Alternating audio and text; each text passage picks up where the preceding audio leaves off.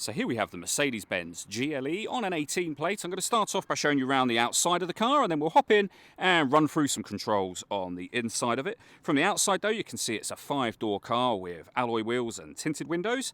We're going to start off inside the boot area of the car first of all. The tailgate on this car will open electronically. You can do that from the key or from the tailgate itself. As we approach the back of the car, you'll also see we have reversing sensors, plenty of boot space as well, along with that 60/40 split folding rear seat should you wish to increase this space even further. Okay, so we're just going to work our way back around to the front of the car, and then we'll hop in and run through some of the controls. But now that we've done a full circle of it, you can see it's in fantastic condition the whole way round. Just briefly before we climb in, I think it's well worth seeing the interior from this exterior point of view. There's plenty to run through on the dashboard, so let's hop in and we'll do that now. Okay, now that we're inside the car, we're going to start with the dials. Over on the right-hand side, first of all, we have the rev counter and coolant temperature gauge. On the left-hand side, we have the speedometer and fuel gauge. And then in the center, firstly, you can see the total miles for the car. They are 93,482. You can change information displayed there using buttons on the steering wheel for various different bits of trip computer, fuel economy information, and as you can see, that digital readout for the speedometer. Beneath that, you can then see that this car's an automatic and we are in park at the moment, of course. If we back out to the steering wheel, the buttons I was using a second ago are just here. Over on the right hand side, we have stereo and phone controls. Behind the steering wheel, the minus and plus paddles, so that you can change up and down a gear manually should you wish to do that. Over in the center, we then have the main screen for the car. We're on the audio menu at the moment, so you can save various radio presets.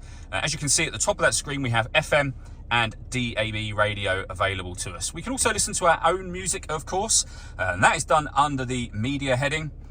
You can listen to your music via Bluetooth audio, which you can see on the screen now, and you can access other devices from on here, so USB input, for example, SD memory card input. There are loads of ways to listen to your music. All the movement I'm making on the screen is being done using a combination of different controls. So you can use this and you can swipe around exactly like you would with a trackpad on a laptop, for example. You can go back a page from down here as well. You can also use this dial if you'd rather do that. And if you wish to, you have the buttons on the main screen as well. So for example, if I press Navi, we will then be on the satellite navigation screen, which you can see just there. Really nice, clear color display. It's a very, very easy system to use. And on top of all of that, this car's also got a full color reversing camera on the right-hand side and a 360 parking camera. So you get the bird's eye view image of the car just there.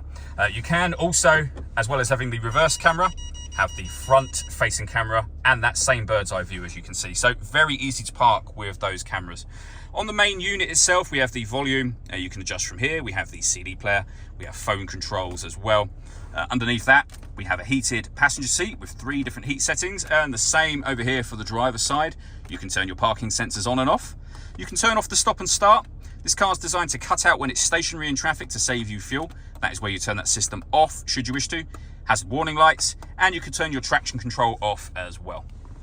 Beneath that, we then have the dual zone climate control. You can adjust the passenger and driver temperature. You can increase and decrease the fan speed. You can determine what direction you would like the air to be distributed in. And when you're happy with those settings, you can turn your air conditioning on and off from here. If you wish to, you can hit auto.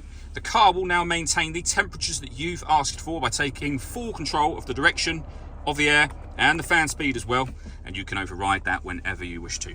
We have this section which opens up to reveal 2 cup holders and a 12-volt charging socket. The controls we went through just a moment ago, and then we have controls for the 4-wheel drive system in this vehicle as well.